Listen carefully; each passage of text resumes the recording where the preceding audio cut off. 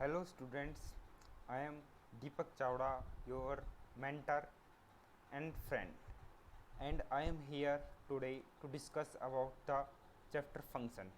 Okay, तो हम अपने आज फंक्शन चैप्टर को स्टार्ट करने जा रहे हैं। तो सबसे पहले हम क्या करते हैं, फंक्शन की डेफिनेशन ही पढ़ लेते हैं।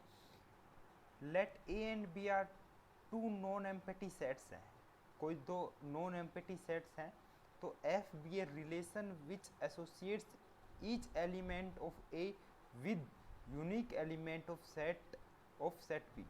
इसका मतलब ये है कि ए और बी अगर दो सेट हैं तो उन दोनों के बीच में फंक्शन तब बनेगा जब every element of A has an unique mapping with the element of B. ठीक है, करेक्ट, ये इसकी डेफिनेशन है जो कि हमें याद रखनी है। तो यहाँ पर हम एक एग्जांपल लेते हैं। हमारे पास में ए गिवन है, एक कोई सेट है ए, उसमें गिवन है ए बी सी डी, कोई हमारे पास में एक क्या है सेट है, और बी सेट है हमारे पास में 1 2 3 4 5। तो हमें गिवन है कि एफ ऑफ ए 2 है, एफ ऑफ बी 3 है, एफ ऑफ सी 5 है, एफ ऑफ डी 1 है। ठीक है, तो हमने यहाँ पर क्या लिख दिया, ए लिख दिया, और यहाँ पर क्या लिख दिया, बी।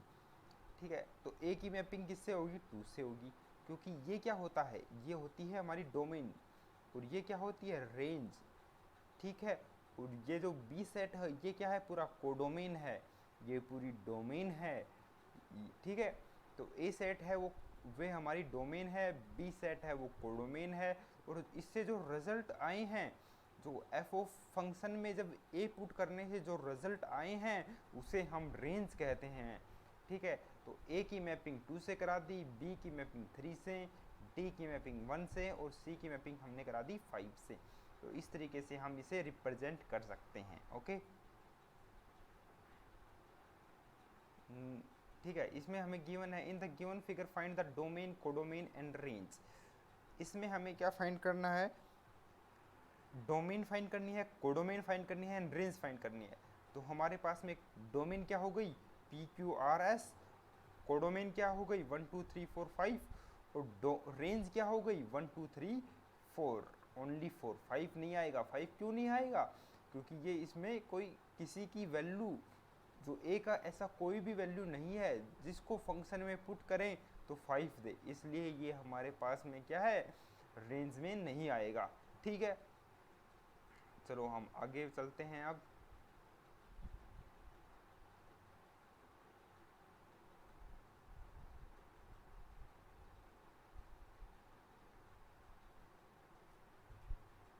ओके,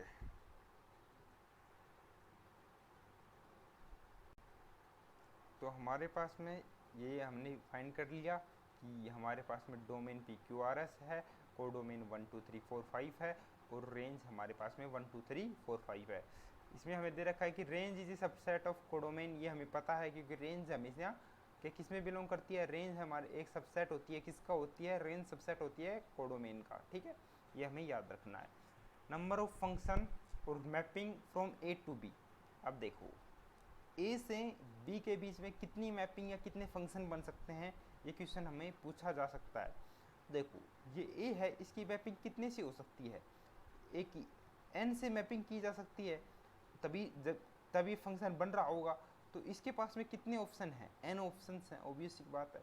इसी तरीके से इसके पास कितने ऑप्शन हैं, इसके पास भी एन ऑप्शन है, ये एन से किसी में जा सकता है, तो इसके पास में भी एन ऑप्शन, और ऐसे ही चलते चलते प्रत्येक के पास में एन ऑप्शन होंगे।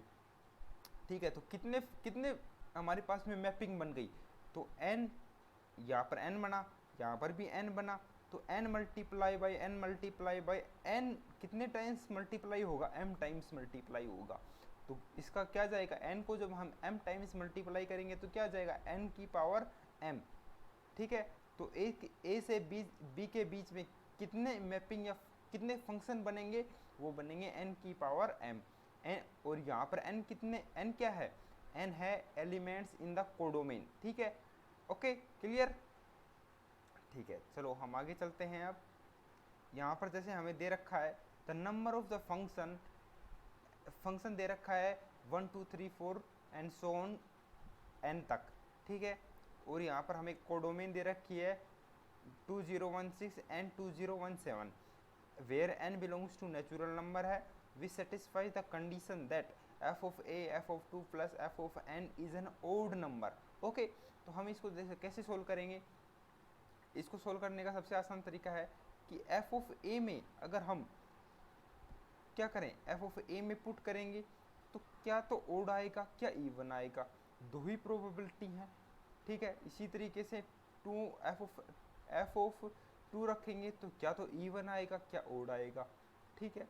तो टोटल कितने बन सकते हैं? पहली बात तो टोटल फंक्शन कितने बनेंगे, n की पावर m बनेंगे, ठीक है। जैसे यहाँ पर हमारे पास में आंसर भी दे रखा है, देखो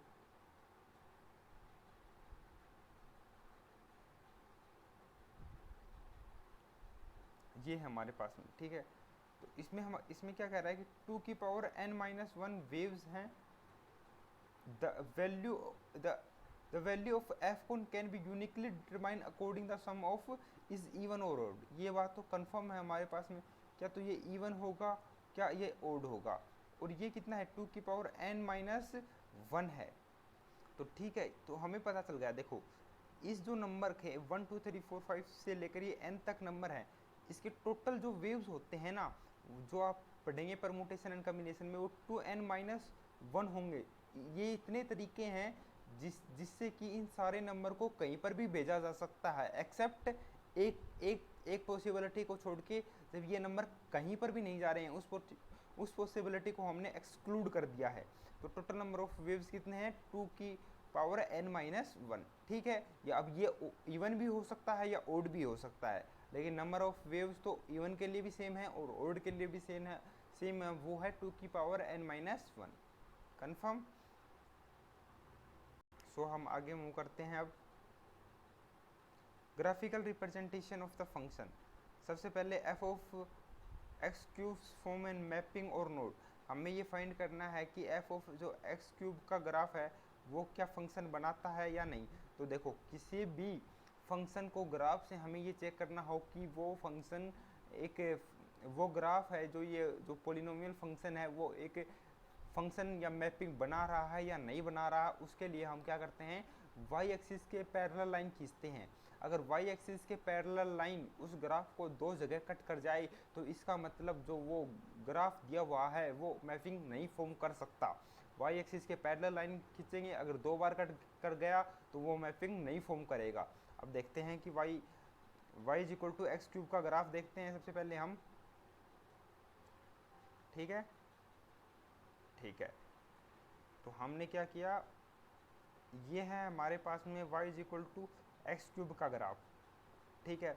अब हमने क्या किया, y एक्सिस के पैरेलल लाइन खींची, लेकिन इसको कहीं पर भी खींच लो आप, कहीं भी y एक्सिस के पैरेलल लाइन खींच दो, इसको केवल एक ही जगह पर कट करेगी। तो इसका मतलब ये क्या है, हमारे पास में एक मैपिंग है। Okay, clear. अब हम आगे मूव करते हैं। ये हमारे पास में गिवन है, एक इलिप्स गिवन है हमारे पास में, ठीक है। इसमें a ग्रेटर देन b है, तो ऑब्वियस एक बात है ये कैसा इलिप्स है, एक हॉरिजेंटल इलिप्स है उसकी, ठीक है।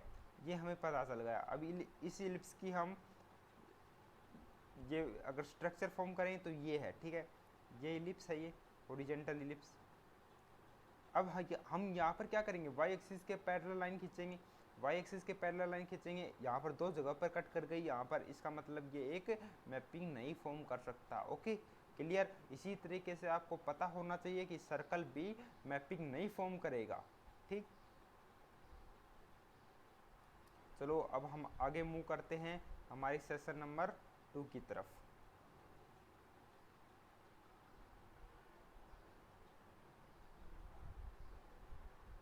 इसमें हम क्या फाइंड करेंगे, डोमेन ऑफ एल्जेब्रिक फंक्शन, ठीक है। ये हमें ध्यान रखना है, हम डोमेन फाइंड करने जा रहे हैं किसकी, एल्जेब्रिक फंक्शंस की। तो सबसे पहले डोमेन क्या होती है, डोमेन x की वैल्यू होती है जो उस फंक्शन में पुट की जा सके, ठीक है। ये बात हमें पता होनी चाहिए। अब यहाँ पर ये बात और ध्यान रख लो कि f of x plus minus G X दे रखा होगा और इस पूरे इन दोनों से जो फंक्शन मान लो एच एक्स बन रहा है, उस फंक्शन की अगर डोमेन पूछी होगी तो हम क्या करेंगे, इसकी डोमेन फाइंड करेंगे एफ ऑफ एक्स की, और हम डोमेन फाइंड करेंगे H of H G x की। फिर इन दोनों की जो डोमेन आएगी उनका इंटरसेक्शन ले लेंगे, और उनका इंटरसेक्शन से जो डोमेन आएगी वो हमारा फाइनल आंसर होगा। इसी तरीके से अगर f of x divide by g x है, तो वहाँ पर भी अगर इस पूरे फंक्शन की हमें डोमेन फाइंड करनी होगी तो हम एफ ऑफ एक्स की डोमेन फाइंड करेंगे, जी एक्स की डोमेन फाइंड करेंगे, और उन दोनों डोमेन का इंटरसेक्शन लेंगे। माइनस में क्या करेंगे, जहाँ पर जी एक्स नेगेटिव है ना, उस एक्स को हम क्या कर देंगे, एक्सक्लूड कर देंगे। ठीक है, क्लियर। चलो हम यहाँ पर हम क्या, हमें फाइंड करना है domain of the following functions. सबसे पहले हमारे पास में फंक्शन गिवन है under root of x f 5x minus 3। तो देखो ये डिफाइंड कब होगा, ये डिफाइंड तब होगा जब 5x माइनस 3 किसके ग्रेटर देन इक्वल टू 0 होगा, और ये ग्रेटर देन 0 होगा तो इसका मतलब है x greater than equal to 3/5 होगा, तो ये इसकी डोमेन हो जाएगी। ठीक है, x greater than equal to 3/5 इसकी डोमेन है। नेक्स्ट क्वेश्चन हमारे पास में गिवन है कि 5x माइनस 3 की होल पावर 1/3, इसकी हमें डोमेन फाइंड करनी है। तो इसके लिए देखो ये ग्रेटर देन इक्वल टू 0 होना इसके लिए नेसेसरी नहीं होता है, इसके लिए हम r वैल्यू पुट कर सकते हैं, तो इसकी डोमेन क्या हो जाएगी, r हो जाएगी। नेक्स्ट क्वेश्चन हमारे पास में गिवन है, हमें डोमेन फाइंड करनी है y is equal to 1/x-1 multiply by x-2 की। तो देखो इसके डोमेन क्या क्या ले सकता है, ये x is equal to 1 and 2 को छोड़ कर ये कुछ भी ले सकता है, तो इसकी डोमेन हो जाएगी r-1 एंड 2। ठीक है, इसकी डोमेन ये हो गई r-1 and 2। Clear. Next question, I think we have completed all the questions, we have 5 fourth question. हाँ, नेक्स्ट इज फोर्थ क्वेश्चन, ये here y is equal to 1/x-1 की होल पावर 1/3। ये डिफाइंड कब होगा, ये डिफाइंड प्रत्येक value of x के लिए होगा।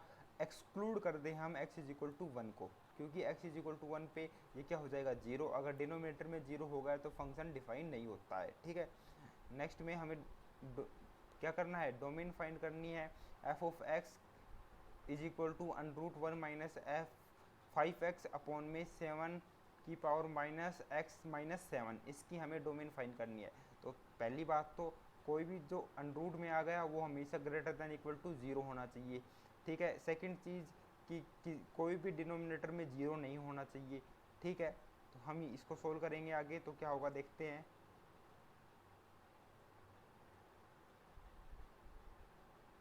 Wait for 2 minute, wait for a second, not a 2 minute.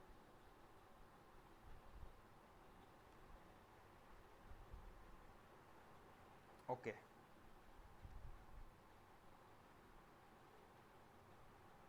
तो यहाँ से हमें क्या पता चला, जब 1 माइनस 5x था तो हमने क्या किया, 5x को पॉजिटिव बना लिया, तो 5x माइनस, तो मतलब हमने क्या किया, दोनों साइड में नेगेटिव से मल्टीप्लाई किया। तो ठीक है, तो साइन ऑफ इनइक्वलिटी चेंज होता है, आपको पता होना चाहिए। जब माइनस से मल्टीप्लाई करते हैं तो दोनों साइड इनइक्वलिटी का साइन चेंज हो जाता है। तो ये 5x माइनस 1 अपॉन में 7 की पावर माइनस x, 5 की पावर x है, ये 5 की पावर x माइनस 1 अपॉन में 7 की power minus x minus 7 less than equal to 0। और हमें ये भी पता होना चाहिए कि 7 की पावर माइनस x माइनस 7 0 नहीं होगा, क्योंकि ये 0 हो जाएगा तो फंक्शन ही हमारे पास में एग्जिस्ट नहीं करेगा। ठीक है, ठीक है, ये बात हमें क्लियर हो गई। अब हम क्या करेंगे, इसको देखेंगे कि यहाँ ये कहाँ पर पॉजिटिव है। ठीक है, तो सबसे पहले हमने क्या किया, क्रिटिकल पॉइंट फाइंड करें। क्रिटिकल पॉइंट क्या आएगा, एक तो ये 0 होगा जब क्रिटिकल पॉइंट आएगा, और एक ये 0 होगा तब क्रिटिकल पॉइंट आएगा। तो ये 5x माइनस 1 को 0 पुट कर दिया तो x की वैल्यू आ गई 0। ठीक है, क्योंकि यहाँ पर 0 रखेंगे तब ये 1 बन जाएगा, और 1 माइनस 1 0 हो जाएगा। इसी तरीके से जब हम इसका क्रिटिकल पॉइंट फाइंड करेंगे तो क्या आएगा, x इज इक्वल टू -1, क्योंकि अगर इसमें -1 रखेंगे तो ऊपर क्या हो जाएगा, प्लस हो जाएगा, +1 हो जाएगा, तो 7 माइनस 7 0 हो जाएगा। ठीक है, इस तरीके से हमारे पास में 2 क्रिटिकल पॉइंट आ गए, एक तो -1 और एक 0। अब देखो 0 के अगर इधर कोई हम रखें तो ये नेगेटिव आएगा, 0 के मान लो आप 1 रखो इसमें, तो 1 5 -1 4 हो गया, नीचे अगर 1 रखेंगे तो 7 की पावर -1 होगा और यहाँ पर क्या होगा 7 होगा, तो यहाँ पर ये 1/7 हो जाएगा। 1/7 -7 हमेशा नेगेटिव आएगा, इसीलिए यहाँ पर क्या आ गया नेगेटिव आ गया, क्योंकि पूरी टर्म यहाँ पर नेगेटिव बन रही है। फिर यहाँ पर हम क्या कर देंगे, साइन चेंज होते जाएंगे, यहाँ पर साइन चेंज हो जाएगा और यहाँ पर भी साइन चेंज हो जाएगा। और एक बात और ध्यान रखनी है कि ये जो -1 है यहाँ पर क्या आएगा, यहाँ पर आएगा ब्लैंक सर्कल, यहाँ पर -1 पे, क्योंकि देखो ये -1 पे ब्लैंक सर्कल इसलिए आएगा क्योंकि ये कभी भी अगर ये -1 के इक्वल हो गया, x इज इक्वल टू -1 हो गया तो ये 0 हो जाएगा। अगर ये 0 हो गया तो फंक्शन ही एग्जिस्ट नहीं करेगा, इसलिए यहाँ पर क्या आएगा एक, जैसे मैं पेन से आपको लिख भी देता हूँ, यहाँ पर आएगा एक ब्लैंक सर्कल, ठीक है, और यहाँ पर आएगा एक क्लोज सर्कल, क्योंकि ये तो हो सकता है, ठीक है। फिर हमें क्या फाइंड करना था, लेस देन वाली वैल्यू फाइंड करनी थी, तो x की वैल्यू कहाँ से कहाँ के बीच में आ जाएगी, -∞ से लेकर -1 तक, यूनियन 0 से लेकर 0 पर क्लोज से 0 से लेकर इन्फिनिटी तक, ठीक है, ये हमारा आंसर हो जाएगा। चलो नेक्स्ट, अब हमारे पास में फंक्शंस का क्लासिफिकेशन। मेनली हम फंक्शंस को 3 भागों में बांटते हैं, algebraic function, ट्रांसेंडल functions and piecewise function. तो एल्जेब्रिक फंक्शन में हम मोनोमियल फंक्शन पढ़ेंगे, मोनोमियल फंक्शन और पोलिनोमियल फंक्शन पढ़ेंगे हम यहाँ पर। पोलिनोमियल फंक्शंस के 2 पार्ट होते हैं, एक होता है कांस्टेंट फंक्शन और एक होता है आइडेंटिटी फंक्शन। फिर हम पढ़ेंगे रैशनल फंक्शन और उसके बाद में हम इरेशनल फंक्शंस को भी पढ़ेंगे अंतिम में। फिर हम ट्रांसेंडेंटल फंक्शन में एक्सपोनेंशियल फंक्शन पढ़ेंगे, हम लोगरिथमिक फंक्शन पढ़ेंगे, trigonometric function and inverse trigonometric function पढ़ेंगे। फिर हम पीस वाइज फंक्शन में modulus function, signum function, GIF function, fractional part function, list integer functions को पढ़ेंगे। तो सभी को हम 1-1 करके देखते हैं। सबसे पहले हम स्टार्ट करते हैं एल्जेब्रिक फंक्शन। देखो एल्जेब्रिक फंक्शन में कोई भी जिसमें पॉजिटिव, नेगेटिव या मल्टीप्लिकेशन, डिवीजन, रूट्स, ये कुछ भी लग रहा हो, वो क्या होता है, एक हमारे पास में जो कोई पोलिनोमियल बन रहा हो जहाँ पर, वो हमारा एक एल्जेब्रिक फंक्शन होता है, ठीक है। जैसे यहाँ पर भी कहा गया है, एक function F is called an algebraic function if it can be constructed using algebraic operation. Algebraic operation plus minus ये होती हैं subtraction such as addition, subtraction, multiplication, division and taking roots starting with polynomials, ये हमारे पास सब algebraic में आते हैं। जैसे हमारे पास में f of x is equal to √1 + x भी क्या है, एक एल्जेब्रिक फंक्शन है। जैसे यहाँ पर ये देख सकते हैं, ये भी हमारे पास में एक एल्जेब्रिक फंक्शन है। अब एल्जेब्रिक फंक्शन को 2 भागों में बांटा गया था, एक था मोनोमियल फंक्शन और एक था कांस्टेंट फंक्शन, ठीक है। हाँ नहीं, पहला था मोनोमियल फंक्शन, दूसरा था पोलिनोमियल फंक्शन। तो मोनोमियल फंक्शन क्या होता है, a function which is the form of y is equal to ax की power n where a is constant and n is a non negative integer called monomial function. इसमें क्या होगा, x 1 होगा तो हम उसे क्या कहेंगे, मोनोमियल फंक्शन कहेंगे। अगर x की केवल एक ही टर्म है तो हम उसे मोनोमियल फंक्शन कहते हैं। ये बात हमेशा ध्यान रखनी है कि n एक पॉजिटिव इंटीजर होता है, नॉन नेगेटिव इंटीजर होता है, मतलब 0 भी हो सकता है, और a भी क्या है, एक कांस्टेंट है। जैसे y is equal to x², y is equal to 2x, y is equal to -x, ये हमारे सारे एक मोनोमियल फंक्शंस हैं, ठीक है। नेक्स्ट क्या पढ़ेंगे हम, बाइनोमियल फंक्शंस को पढ़ते हैं ना, पोलिनोमियल फंक्शंस को पढ़ते हैं, sorry. So let's start with polynomial function. Polynomial functions y is equal to fx is equal to a naught x की power n plus a1 x की power n minus 1 and so on an, ठीक है। Where ये जो coefficient हैं a not a1 plus a2 plus a3 and so on, ये जो हमारे an हैं, ये हमारे एक रियल कांस्टेंट होनी चाहिए। Where n is non negative integer होना चाहिए, ये बहुत ही नेसेसरी हैं, तो वो फंक्शन क्या कहलाएगा, एक पोलिनोमियल फंक्शन कहलाएगा, ठीक है। जैसे अब हम यहाँ पोलिनोमियल फंक्शंस की डिग्री फाइंड करते हैं। डिग्री क्या होती है, मैक्सिमम हाईएस्ट पावर जो x की होती है वो किसी पोलिनोमियल की डिग्री कहलाती है। तो इस पोलिनोमियल की डिग्री क्या है, 1920 है, इस पोलिनोमियल की डिग्री 2 है, इसकी क्या है 0 है, ठीक है। अब a polynomial of degree 1 with no constant is called an odd linear function. ये हमारे पास में ओड लीनियर फंक्शन है जिसकी डिग्री 1 है और इसके साथ कोई कांस्टेंट भी नहीं है, तो इसे हम क्या कहेंगे, ओड लीनियर फंक्शन कहेंगे। In case F of x 0 it is constant for which degree is not defined. ये क्या कह रहा है कि अगर एफ ऑफ एक्स 0 है, it is a constant function for which degree is not defined. F of जो ये हमें ध्यान रखना है कि f of x is equal to zero के लिए एक कांस्टेंट फंक्शन है जिसकी डिग्री हम डिफाइन नहीं कर सकते। तो ये कई बार पूछा जा सकता है कि f of x is equal to 0 की डिग्री बताइए, तो हम ये एक ऐसा फंक्शन है जिसकी डिग्री हम डिफाइन नहीं कर सकते। A polynomial of odd degree has its range minus infinity to infinity. ये क्या कह रहा है कि कोई भी पोलिनोमियल है जिसकी ओड डिग्री है, जैसे यहाँ पर तो कोई ओड वाला है नहीं, जहीं पर भी आपको एक कोई पोलिनोमियल मिल जाए और अगर उसकी ओड डिग्री दिख जाए तो सरियाम क्या लिख देना है आपको, उसकी डोमेन को आर लिख देना है, ठीक है। But a polynomial of even degree has range which is always a subset of R. मतलब वे सबसेट ऑफ आर का तो होगा ही, ऑब्वियस बात है, ठीक है। All polynomial function are algebraic function. ये क्या कह रहा है कि ऑल सभी पोलिनोमियल फंक्शन कोई एल्जेब्रिक फंक्शन होते हैं बट नॉट कन्वर्स, लेकिन कन्वर्स ओबे नहीं करता। सभी पोलिनोमियल फंक्शंस क्या नहीं होते, एल्जेब्रिक फंक्शंस नहीं हो सकते, ठीक है। तो अब हम क्या करते हैं, ग्राफ ड्रॉ करते हैं। y is equal to x plus 1 का ग्राफ ड्रॉ करते हैं। तो हमें क्या पता है, देखो इसमें क्या है, m क्या है, m पॉजिटिव है और स्लोप क्या है, पॉजिटिव है। तो पॉजिटिव सबसे पहले तो स्लोप पॉजिटिव है, जो इंटरसेप्ट है वो पॉजिटिव है, तो y एक्सिस में पॉजिटिव हम यहाँ पर लिख सकते हैं। फिर इसने क्या किया है, स्लोप भी क्या है, पॉजिटिव है, तो इस तरीके से ये लाइन बन जाएगी। फिर y is equal to x square का पैराबोला बनेगा। अब किस तरीके से, अपवर्ड पैराबोला, y एक्सिस पे अपवर्ड पैराबोला बन जाएगा।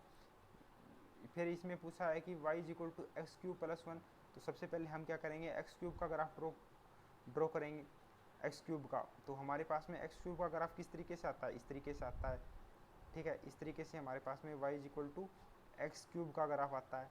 फिर इसमें एक्स क्यूब प्लस 1 का है, तो पूरे ग्राफ को क्या करेंगे हम, 1 से अबो क्या कर देंगे, ऊपर कर देंगे, 1 से अबो कर देंगे या ऊपर कर देंगे, तो हमारे पास में y is equal to x cube plus 1 का ग्राफ इस तरीके से आ जाएगा, ठीक है, क्लियर, ठीक है।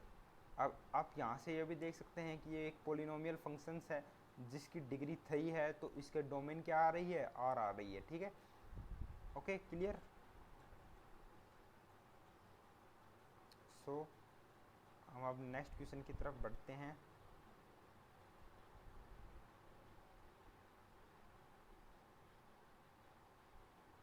अब हमें इसका ग्राफ फाइंड करना है, graph of y is equal to x multiply by x minus 1 multiply by x minus 2। तो सबसे पहले क्या करेंगे हम, 2 को प्लॉट करेंगे, 1 को प्लॉट करेंगे और 0 को प्लॉट करेंगे। अब देखो 2 के साइड में क्या होगा, प्लस आएगा, क्योंकि प्लस क्यों आएगा, क्योंकि अगर 2 से कोई भी बड़ी चीज़ देखेंगे तो ये हमेशा पॉजिटिव आएगा, तो यहाँ पर क्या लिख देंगे हम, प्लस लिख देंगे। फिर यहाँ पर देखो 2 कहाँ से मिला है, हमें यहाँ से मिला है, मतलब और डिग्री से मिला है, तो यहाँ पर हम नेगेटिव साइन लिख देंगे। फिर यहाँ पर 1 हमें और डिग्री से मिला है, तो यहाँ पर हम पॉजिटिव साइन लिख देंगे। और फिर 0 भी हमें कहाँ से मिला है, और डिग्री से, तो यहाँ पर हम नेगेटिव साइन लिख देंगे। और फिर हम इस तरीके से ग्राफ को ड्रॉ कर सकते हैं, ठीक है। तो ये इसका ग्राफ है, ठीक है। अब यहाँ से हम यह देख सकते हैं कि एक पोलिनोमियल फंक्शन है विद ओड डिग्री, तो इसकी डोमेन क्या हो जाएगी, आर हो जाएगी, ठीक है। लेकिन यहाँ से हम ये भी देख सकते हैं कि इसकी रेंज भी आर है, ओके, क्लियर। अब हम देखते हैं कि constant function, the range of constant function is constant function of only 1 number. Obvious एक बात है कि कांस्टेंट फंक्शन की जो हमेशा रेंज है कुछ वो एक नंबर होगा। जैसे F of x is equal to C की जो रेंज है वो क्या होगी, सी होगी ओनली, ठीक है। और यहाँ पर इसकी डोमेन क्या है, डोमेन तो पूरी है आर, ठीक। Next identity function, identity function y is equal to x, हमारे पास में एक आइडेंटिटी फंक्शन होता है जिसकी रेंज और डोमेन दोनों क्या होती हैं, आर होती हैं, y is equal to x, ये हमारे पास में एक आइडेंटिटी फंक्शन है, ठीक है। रैशनल फंक्शन, देखो रैशनल फंक्शन कब डिफाइन किया जाता है, अगर px क्या है, कोई पोलिनोमियल फंक्शन है where a not a1 a2 and so on. A n क्या है हमारे पास में, कोई भी कांस्टेंट है, और n हमारे पास में नॉन नेगेटिव इंटीजर है, तो उस केस में कोई पी एक्स हमारे पास में पोलिनोमियल है, और ऐसा ही कोई क्यू एक्स हमारे पास में कोई पोलिनोमियल है। जब हम इन दोनों पोलिनोमियल को डिवाइड कर दें, अगर q x not equal to 0 हो, तो उसे जो ऐसा जो फंक्शन, उससे जो कोई फंक्शन बनेगा वो एक रैशनल फंक्शन होगा। ठीक है, तो हम आगे चलते हैं अब।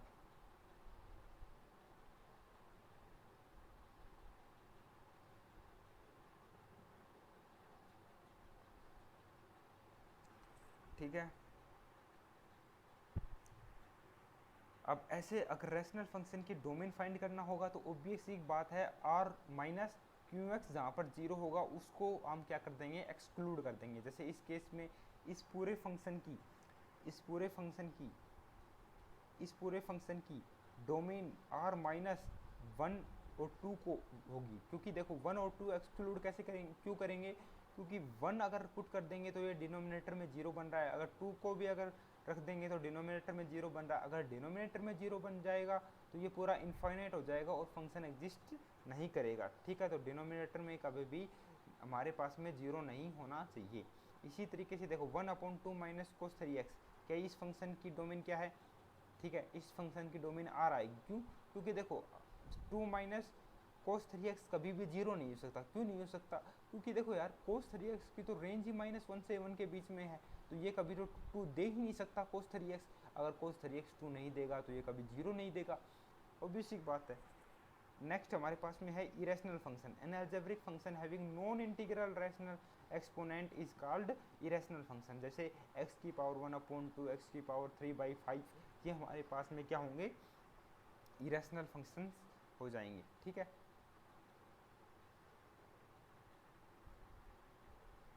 ठीक है, अब हम चलते हैं आगे।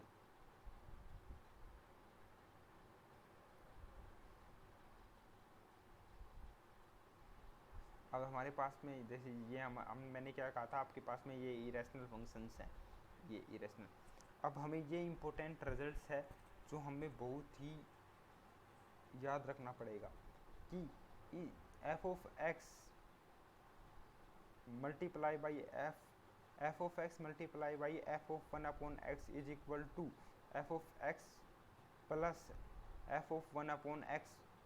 ये जो इस रिलेशन को फॉलो करने वाले केवल दुनिया में 2 ही फंक्शन एग्जिस्ट करेंगे। वे 2 फंक्शन कौन से हैं, 1 प्लस एक्स की power n and 1 minus x की पावर n। ठीक है, ये हमें याद रखना है। वहाँ यहाँ पर n क्या है, एक पॉजिटिव इंटीजर है। ओके, तो ये हमें याद रखना है। तो चलो आगे चलते हैं अब हम हमारे थर्ड सेशन की तरफ। ठीक है,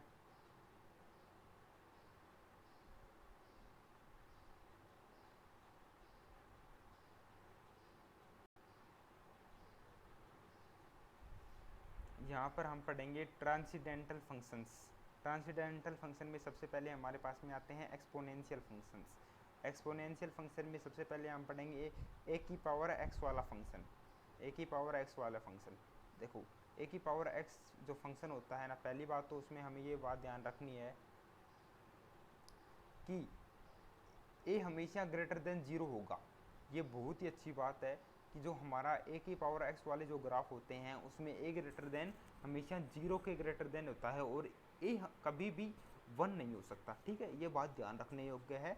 1 कभी भी 1, ए जो हमारा है वो कभी भी ए नहीं हो सकता। ठीक है, ये इसकी डोमेन फाइंड करने के लिए भी हमें उपयोग में आएगा। तो हमें दोबारा से हम इसको रिपीट करते हैं कि जो ए एक्स है जिसमें ए हमेशा ग्रेटर देन 0 होगा और ए नॉट इक्वल टू 1 होगा।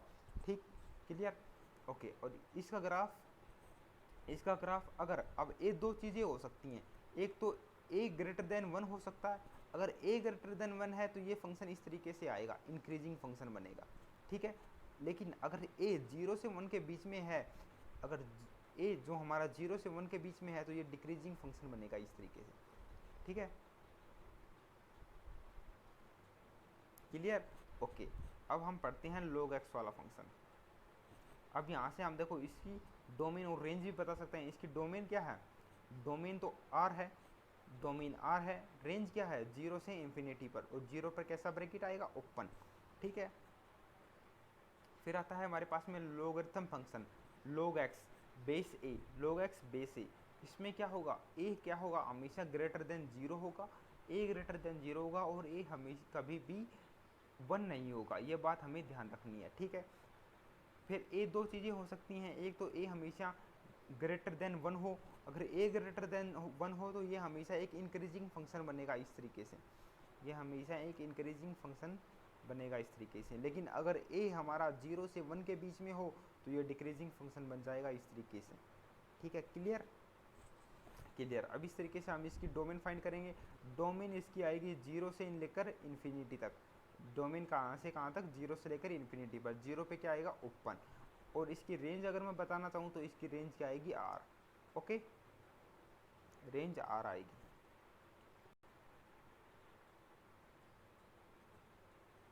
ठीक है, क्लियर। सो हम लोग की कुछ प्रॉपर्टीज़ को पढ़ते हैं। सबसे पहले अगर लोग के अंदर कोई दो चीज़ों का मल्टीप्लाई हो रखा है तो हम उसे सेपरेट कर सकते हैं। जैसे लोग ए बी होता है लोग ए प्लस बी, लोग ए अपॉन बी होता है लोग ए माइनस बी, ठीक है। इसी तरीके से लोग ए की पावर एम बेस ई हमेशा क्या होगा, एम आगे आ जाएगा।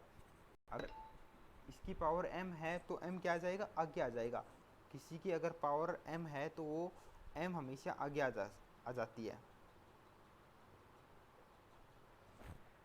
ठीक है। अब इसी तरीके से हम देखते हैं कि log a बेस a, अगर log a बेस a होगा तो अगर सेम होगा ये तो ये 1 हो जाएगा, ठीक है। अब यहाँ पर देखते हैं हम log a बेस में है b की पावर m। अगर यहाँ पर अगर ऑब्वियस एक बात है, अगर a की पावर m होती तो ये बाहर आकर m आ जाता है यहाँ पर, ठीक है। लेकिन यहाँ पर बेस की पावर m है तो यहाँ पर 1 अपॉन m आ जाएगा बाहर आकर, ठीक है। तो ये हो जाएगा 1 upon m log a base b, ठीक है। अब इसी तरीके से log a बेस b को हम लिख सकते हैं 1 upon log b base a, ठीक है। इसको अपोजिट करके हम लिख सकते हैं, ये बात हमको ध्यान रखनी चाहिए, ठीक है। इसी तरीके से हम अगर log a बेस b दे रखा है तो हम उसे लिख सकते हैं log a upon log b, और बेस हम अपनी मर्जी से लगा सकते हैं। लेकिन बेस लगाने में एक चीज़ होनी चाहिए कि m क्या होना चाहिए, ग्रेटर देन 0 होना चाहिए, और m 1 नहीं होना चाहिए। इसी तरीके से हमारे पास में a की power log m base a दे रखा हो, अगर यहाँ पर a और a सेम हो तो इस पूरे का आंसर m हो जाता है, ठीक है। अब इसी तरीके से इन दोनों को चेंज किया जा सकता है, इन दोनों को क्या किया जा सकता है, चेंज किया जा सकता है। a log b base c, तो इसको हम कह सकते हैं b को c से चेंज कर देंगे, ठीक है। इसी तरीके से अगर log x base m greater than है log y बेस m के, तो हम क्या करेंगे, अगर m हमारे पास में ग्रेटर देन 1 है तो x ग्रेटर देन y होगा। लेकिन m 0 से 1 के बीच में है तो x लेस देन y हो जाएगा, ठीक है। क्योंकि अगर m 0 से 1 के बीच में होता है तो लोगरिथमिक फंक्शन एक डिक्रीजिंग फंक्शन होता है, ठीक है। इसी तरीके से यहाँ से log a base m is equal to B दे रखा है तो हम a is equal to m की पावर b लिख सकते हैं। अब इसी को भी उसी तरीके से चेंज करना है जैसे हम अबोव चेंज किए थे। मेन प्रॉपर्टी हमारे पास में यही थी। अब हमें फाइंड करना है, find the domain of a single valued function y is equal to f of x। Given है हमें 10x plus 10y is equal to 10। तो सबसे पहले क्या करेंगे, हम y को इधर रख लेंगे क्योंकि हमें डोमेन फाइंड करनी है, मतलब x की वैल्यू फाइंड करनी है। तो y is equal to f of x लिखना है कुछ, तो सबसे पहले हम y वाले को इधर रख लिया हमने, ठीक है। और इस 10x को उधर ले गए तो 10 माइनस 10x होगा। फिर हमने इसमें से क्या ले लिया, वो दोनों साइड में हमने log लगा दिया। तो यहाँ पर मैंने log लगाया तो ये y आ गया, यहाँ पर मैंने log लगाया तो log 10 माइनस 10 की पावर x बेस 10 आ गया, ठीक है। अब क्या कहता है, अब हमें इसकी डोमेन फाइंड करना आसान है क्योंकि हमें पता है कि लोगरिथमिक में जो भी अंदर जो दिया होता है वो हमेशा ग्रेटर देन 0 होता है। तो 10 माइनस 10 की पावर x हमेशा ग्रेटर देन किसके होगा, 0 के होगा। तो यहाँ से जब इसको इधर ले आएंगे, ठीक है, या इस माइनस वाले को इधर ले आएंगे तो 10 ग्रेटर देन हो जाएगा 10 की पावर x के, और ये पॉजिटिव क्वांटिटी है तो 1 किसके इक्वल हो जाएगा, 1 ग्रेटर देन हो जाएगा x के इक्वल, 1 ग्रेटर देन हो जाएगा x के, और ये हमारे पास में मतलब x लेस देन 1 ये हमारे पास में डोमेन आ जाएगी। ठीक है,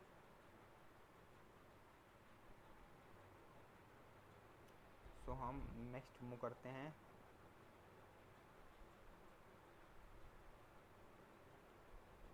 नेक्स्ट फंक्शन हमारे पास में दे रखा है y f of x is equal to 1 upon under root log x square minus 7x plus 13 base half.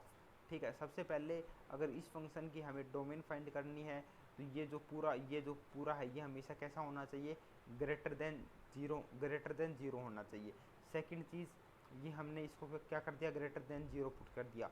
ठीक है, सेकंड चीज़ जो x square minus 7x plus 13 है ये भी क्या होना चाहिए, ग्रेटर देन 0 होना चाहिए। तो हमने इसको भी ग्रेटर देन 0 पुट कर दिया। तो फर्स्ट से चलते हैं हम यहाँ पर, अगर मैंने इसको पूरे को ग्रेटर देन 0 पुट किया है तो ये हाफ उधर चल जाएगा, तो हाफ की पावर 0 ऊपर हो जाएगा। लेकिन साइन ऑफ इनइक्वालिटी चेंज होगा क्योंकि ये क्या है, m जो बेस है वो m जो बेस है मतलब ये जो हाफ है ये 0 से 1 के बीच में बिलोंग करता है, तो इनइक्वालिटी ऑफ का साइन चेंज हो जाएगा।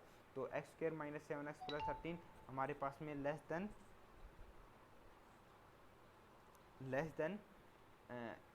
X square minus 7x plus 13 less than 1 हो जाएगा। ठीक है, अब सेकंड में हमने पाया था कि ये x square minus 7x plus 13 हमेशा ग्रेटर देन 0 होना चाहिए। क्यों होना चाहिए, क्योंकि लोगरिथमिक में कोई भी चीज़ रखते हैं वो हमेशा ग्रेटर देन 0 होती है।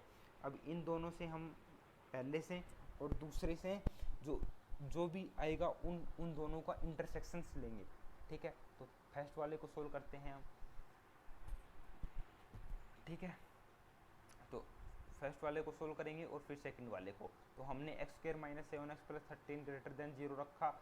यहाँ से हमने क्या किया, एक कंप्लीटिंग स्क्वायर मेथड से सोल्व किया। कंप्लीटिंग स्क्वायर कैसे करेंगे, जो माइनस 7 है इसका हाफ करेंगे तो x माइनस 7/2 का स्क्वायर रख देंगे, प्लस में करेंगे नहीं माइनस में करेंगे माइनस 7/2 का होल स्क्वायर, माइनस 7/2 का होल स्क्वायर माइनस 49/4 प्लस 13।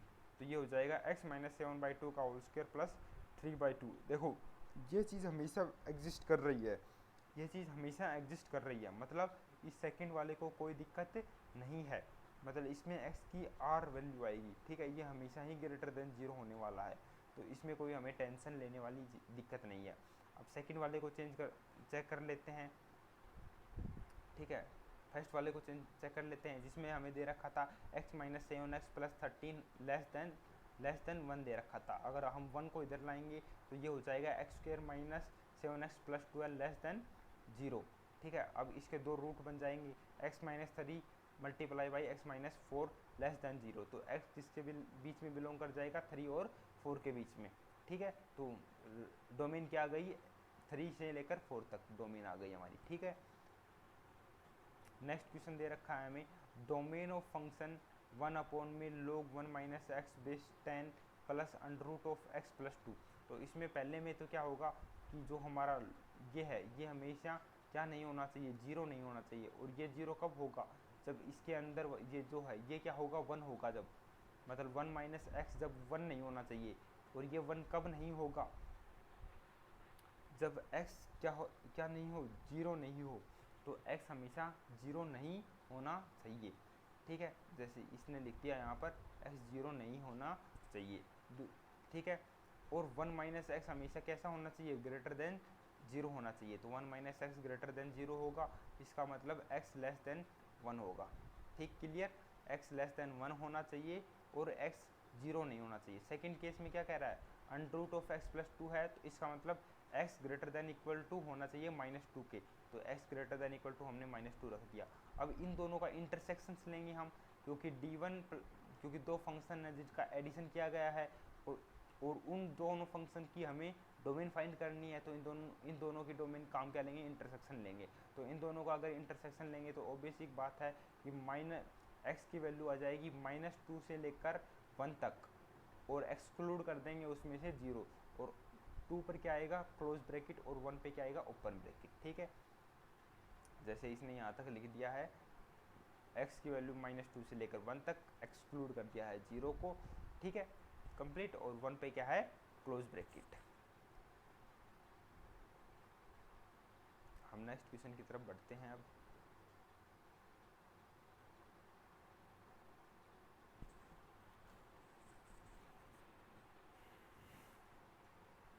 चलो नेक्स्ट क्वेश्चन देखते हैं अब हम।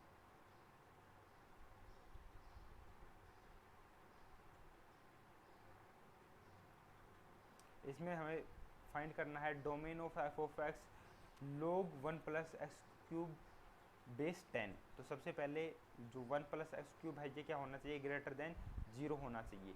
ठीक है, ये 0 भी नहीं होना चाहिए, क्या होना चाहिए, ग्रेटर देन 0 होना चाहिए।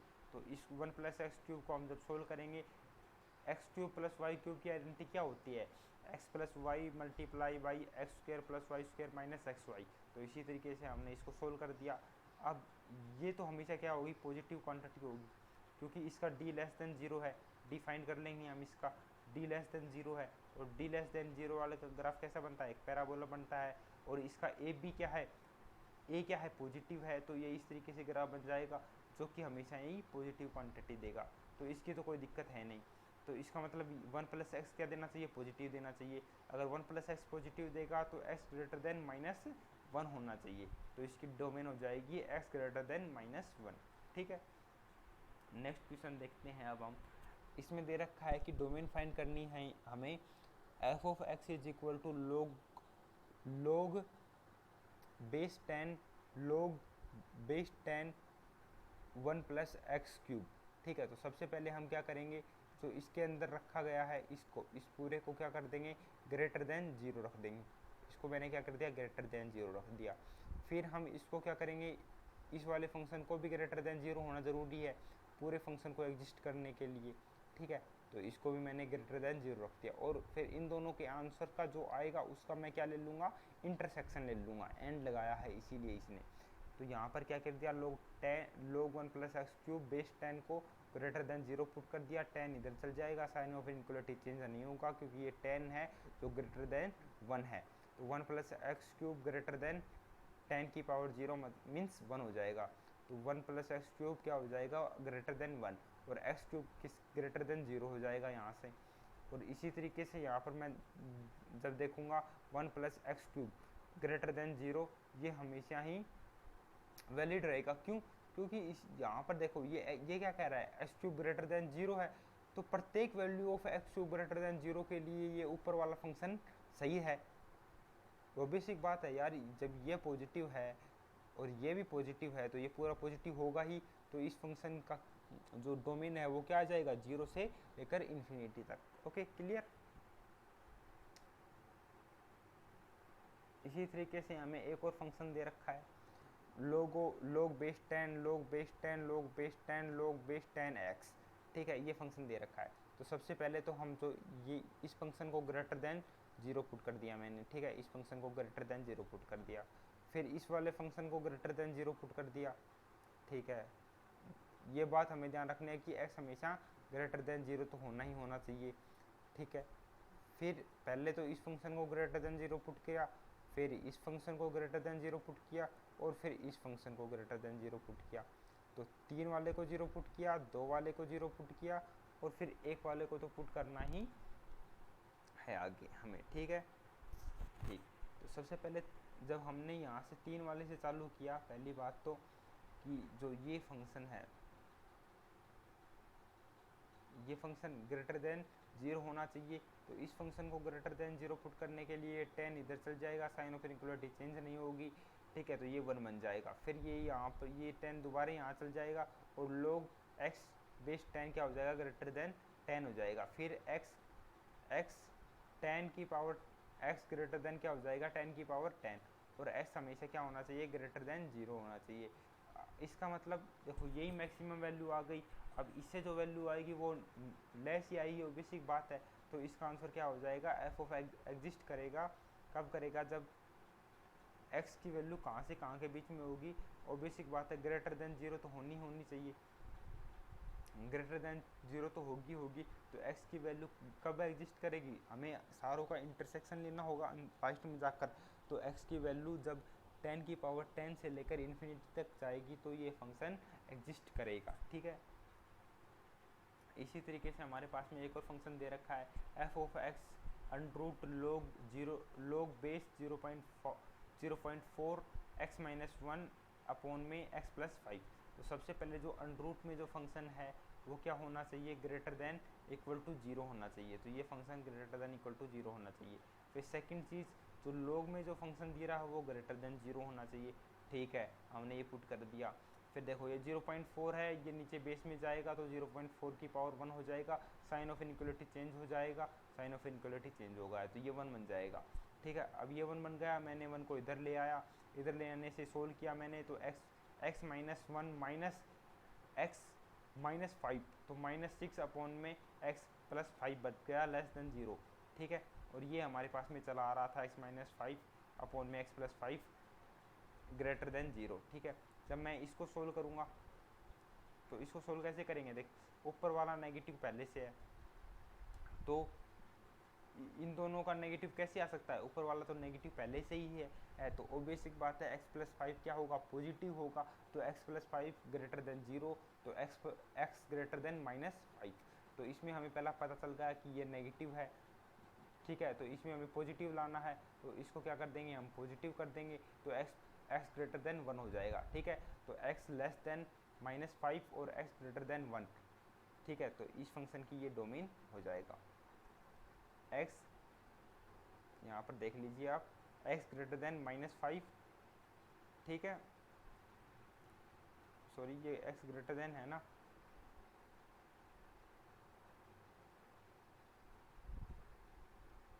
हाँ देखो इसमें ये नेगेटिव है। ठीक है, तो ये पॉजिटिव होना चाहिए, सही बात है, तो ये पॉजिटिव होने के लिए क्या होना पड़ेगा, x ग्रेटर देन माइनस 5, बिल्कुल सही है, सही है। ठीक है, ये सही है हमारे पास में, x ग्रेटर देन माइनस 5 होना चाहिए, और अगर ये पॉजिटिव होगा तो ऊपर वाला भी पॉजिटिव होना चाहिए, तो x ग्रेटर देन 1 भी होगा। तो इन दोनों में से इन दोनों का इंटरसेक्शन लूँगा तब क्या आएगा, x ग्रेटर देन माइनस 5 का और x ग्रेटर देन 1 का इंटरसेक्शन लूँगा तब x ग्रेटर देन 1 हमारे पास में इन दोनों का इंटरसेक्शन आ जाएगा। ठीक है, तो इसकी डोमेन आ जाएगी 1 से लेकर इन्फिनिटी तक। अब नेक्स्ट फंक्शन की डोमेन हमें पूछ रहा है f of x is equal to log base 100x to log base 10x plus 1 upon में माइनस x। ठीक है, तो सबसे पहले जो ये हमारा 100x है ये क्या होना चाहिए, ग्रेटर देन 0 होना चाहिए, और ये 100x 1 नहीं होना चाहिए, मतलब x 1 अपॉन में 100 नहीं होना चाहिए। क्लियर। सेकंड चीज़, जो ये पूरा फंक्शन है ये ग्रेटर देन 0 होना चाहिए, तो ये पूरा function 2 log x base 10 plus 1 upon में माइनस x ग्रेटर देन 0 होना चाहिए। ठीक है, हमने यहाँ तक इनको सोल्व करेंगे, तो यहाँ तक हमारे पास में टोटल कितने केस बन गए, 3 केस बन गए। सेकंड केस ये है हमारे पास में, फोर्थ केस ये है कि x एक तो 0 नहीं हो सकता, ठीक है, क्योंकि ये इनफाइनाइट बन जाएगा, और इससे अगला केस ये है कि x भी ग्रेटर देन 0 होना चाहिए। ठीक है, ये तो दोनों बात हम याद रखेंगे। तो यहाँ से x ग्रेटर देन 0 वाला तो कॉन्सेप्ट यहाँ से पूरा हो रहा है। ठीक है, और x 0 भी नहीं इंक्लूड हो रहा है, तो ये पूरे केस इन दोनों, ये जो यहाँ के जितने भी केस बनेंगे ना वो इन दोनों में पहले से ही आ रखे हैं, तो नो टेंशन। अब इस केवल हमें इसको सोल्व करना है, और इन दोनों का जो इनका आंसर आएगा उससे इसका इंटरसेक्शन ले लेंगे। ठीक है, तो यहाँ पर 2 log base 10x plus 1 upon में माइनस x ग्रेटर देन 0 को मैं क्या करूँगा, सोल्व करूँगा। तो ऑब्वियस बात है, नीचे आंसर क्या है हमारे पास में, x तो हमारे पास में पॉजिटिव है, अगर x पॉजिटिव है तो ये पूरा क्वांटिटी नेगेटिव है, तो नीचे क्या है, नेगेटिव है, और हमें आंसर लाना है किस में, पॉजिटिव में, तो नीचे पहले से नेगेटिव आ गया है तो ऊपर भी नेगेटिव होना चाहिए, तो 2 log x बेस 10 प्लस 1 भी क्या होना चाहिए, नेगेटिव होना चाहिए। इस नेगेटिव के लिए जब इसको मैं सोल्व करूँगा तो ये नीचे चल जाएगा और log x base 10 less than -2 हो जाएगा। फिर इसको हम सोल्व करेंगे तो x लेस देन हो जाएगा 10 की पावर -1/2। ठीक है, तो इसकी डोमेन क्या आ जाएगी, x ग्रेटर देन 0 होगा, x ग्रेटर देन 0 से लेकर 10 की पावर -1/2 तक, 10 की पावर -1/2 तक इसमें हम एक्सक्लूड कर देंगे 100 को। ठीक है, सीधे 100 को एक्सक्लूड कर सकते हैं या हम इसे इस तरीके से भी रिप्रेजेंट कर सकते हैं। ठीक है,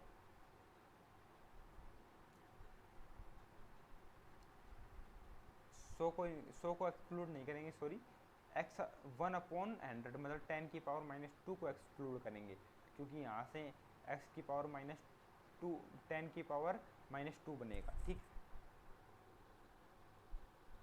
इस तरीके से हमें अगले में फाइंड करना है, find the domain of the definition of f of x is equal to log x plus 3 base 2 upon में x square plus 3x plus 2। तो सबसे पहले x प्लस 3 क्या होना चाहिए, ग्रेटर देन 0 होना चाहिए। दूसरे केस में जो ये x square plus 3x plus 2 है ये हमेशा नॉट इक्वल टू 0 होना चाहिए।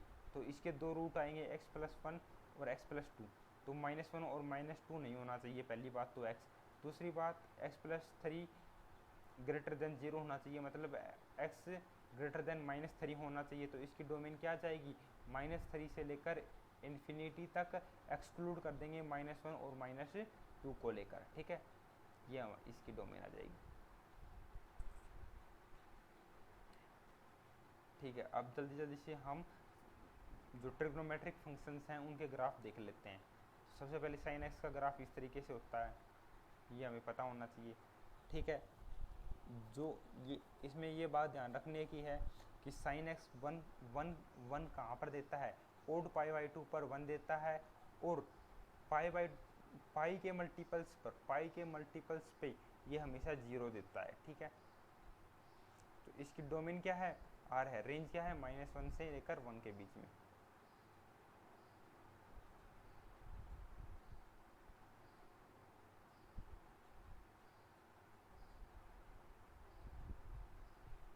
तो साइन का ग्राफ देख लिया अब हमने।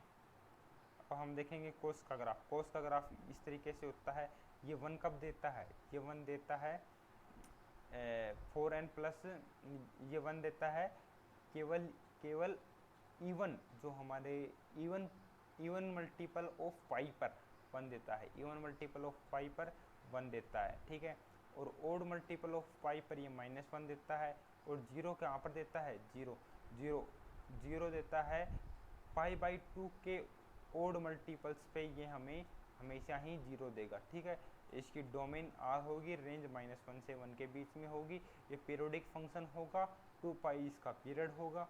ठीक है, इसी तरीके से tan x का ग्राफ ये होता है, क्योंकि देखो tan 0 पे 0 देता है और π/2 पे इनफाइनाइट देता है, तो इस तरीके से इसका ग्राफ बनेगा। ये tan x भी पीरियोडिक फंक्शन होता है, tan x का पीरियड क्या होता है, पाई होता है। ये हमारे पास में एक इंक्रीजिंग फंक्शन है। ठीक है, ये हमारे पास में एक इंक्रीजिंग फंक्शन है। इसकी डोमेन क्या होगी, डोमेन r माइनस जहाँ पर cos 0 होगा, cos 0 कहाँ पर होगा, cos 0 कहाँ पर होगा, जहाँ पर sin 1 होगा, और sin 1 कहाँ पर होगा, π/2 के ओड मल्टीपल्स पर। ठीक है, तो r - 2n प्लस π/2 इसकी डोमेन हो जाएगी, और रेंज क्या हो जाएगी इसकी, r। ठीक है, रेंज हो जाएगी इसकी r। फिर हमारे पास में आता है कोसेक। तो कोसेक में हमें कुछ नहीं करना, साइन का ग्राफ बनाएंगे, उसको π/2 वाले पार्ट में क्या कर देंगे, अपोजिट कर देंगे। ठीक है, जैसे ये पैराबोला बनता है ना, इसको अपोजिट कर देंगे ऐसे,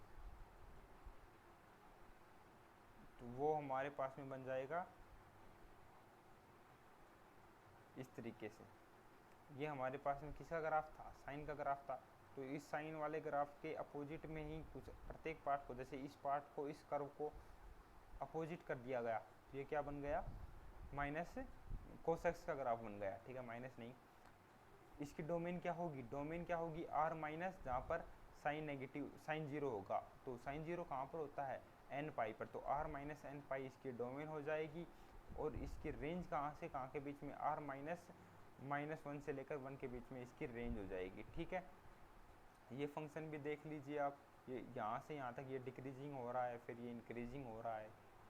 ठीक है, तो इसका कुछ कंप्लीट पता नहीं है। ठीक है हमें, और ये इस फंक्शन को भी अगर हम देखें तो इस फंक्शन की जो पीरियोडिक फंक्शन है और इस फंक्शन का पीरियड भी हमारे पास में 2 पाई है। ठीक,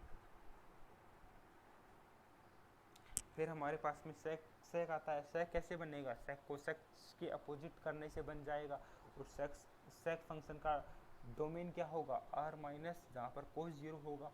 और कोस जीरो कहाँ पर होता है, जहाँ पर साइन वन होता है। और साइन वन कहाँ पर होता है, 2n+1 पाई बाई 2 पर। तो R minus 2n plus pi by 2 इसकी हमारे पास में डोमेन हो जाएगी। और रेंज हमेशा इसकी रेंज क्या होगी, आर -1 से लेकर 1 तक। ठीक है,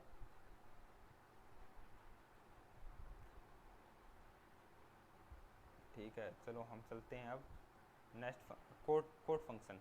देखो tan 0 0 देता है, तो इसका मतलब कोट 0 इनफाइनाइट देगा, ऑब्वियस सी बात है। और टेन पाई बाई 2 क्या देता है हमारे पास में, इनफाइनाइट, तो वहाँ पर वो 0 दे देगा। ठीक है, तो यहाँ पर ये 0 दे देगा। तो इस तरीके का ये ग्राफ, इस तरीके से ये ग्राफ बनते हैं। ठीक है, इस फंक्शन के ये ध्यान रखना, ये भी पीरियोडिक है और ये डिक्रीजिंग फंक्शन है। ये डिक्रीजिंग फंक्शन है, पीरियोडिक फंक्शन है, इस फंक्शन का पीरियड पाई है। ठीक है, और इसकी डोमेन क्या होगी, आर माइनस, जहाँ पर साइन जीरो होगा। और जहाँ पर साइन जीरो कहाँ पर होता है, एन पाई पर। तो आर माइनस एन पाई इसकी डोमेन होगी और इसकी रेंज इन आर होगी। ठीक है, इसकी 18 क्वेश्चन, चलो हम ये 2 क्वेश्चन करते हैं लास्ट में। इसमें हमें दे रखा है कि हमें फाइंड करना है domain of under root of cos sine x की। तो इसकी डोमेन कब डिफाइन होगी, जब कोस साइन एक्स हमेशा ग्रेटर देन इक्वल टू 0 होगा ना, तभी इसकी डोमेन फाइंड होगी। और हमें पता है कि जो ये साइन एक्स है ये कहाँ से कहाँ के बीच में बिलोंग करता है, -1 से लेकर 1 के बीच में। तो ठीक है, तो हमने क्या किया, कोस का फंक्शन ड्रॉ किया सबसे पहले, ये कोस का फंक्शन ड्रॉ किया। फिर इसमें हमने देखा कि ये -π/2 यहाँ पर होता है और +π/2 यहाँ पर होता है। तो +π/2 कितना होगा, 1.54, तो 1.54 के इधर ही लाई करेगा 1, और -1.54 के इधर लाई करेगा -1। अब ये कह रहा है कि ये जो साइन एक्स है वो -1 से 1 के बीच में लाई करता है। ठीक है, तो ये हमें पता है। तो इसमें डोमेन कहाँ से कहाँ तक डाली गई है, डोमेन इसमें -1 से 1 के बीच में डाली गई है। तो ग्राफ भी कहाँ से कहाँ के बीच में बनेगा, यहाँ से लेकर यहाँ तक बनेगा। फिर कह रहा है कि इसके अंदर अगर मैंने कोस अप्लाई कर दिया, तो कोस कैसा फंक्शन है, यहाँ पर कोस हमेशा ही इंक्रीजिंग भी है डिक्रीजिंग भी है, दोनों फंक्शंस हैं यहाँ पर। ठीक है, लेकिन इसमें क्या कह रहा है कि ये कोस क्या होना चाहिए, ग्रेटर देन 0 होना चाहिए। लेकिन यार ये बात देखो आप, यहाँ पर तो कोस हमेशा ही ग्रेटर देन 0 है। तो एक्स की प्रत्येक वैल्यू के लिए -1 से लेकर 1 के बीच में एक्स की कोई भी वैल्यू रख दो, कोस हमेशा ही पॉजिटिव आने वाला है। तो no tension, no worry, x हमेशा, एक्स कुछ भी हो सकता है, एक्स बिलोंग्स टू आर हो सकता है यहाँ पर। ठीक है, लेट मी इरेज इट।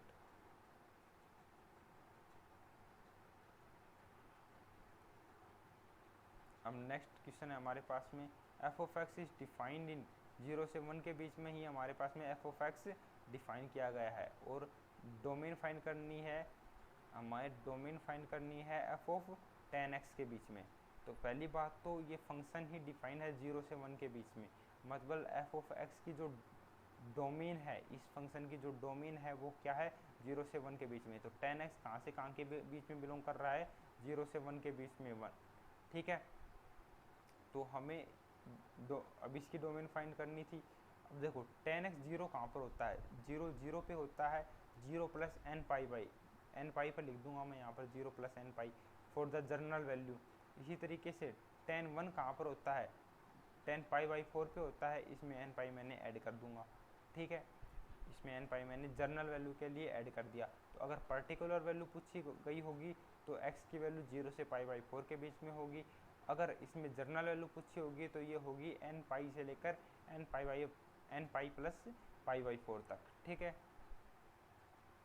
सो मुझे लगता है काफ़ी हो गया है आज के लिए। We will continue it from the next lecture only. Thank you students.